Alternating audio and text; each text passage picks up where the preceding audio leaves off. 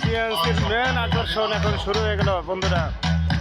এই সময় দেখেন টিএনসির আকর্ষণ মহিলাদের বালিশ খেলা। বালিশ যার কাছে থাকবে ওর লাইফ শেষ।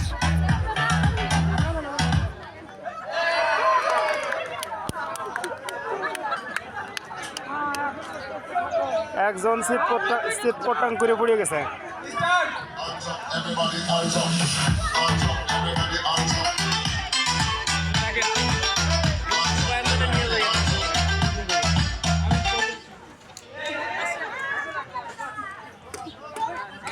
দ্বিতীয় জন আউট হয়ে গেল বন্ধুরা।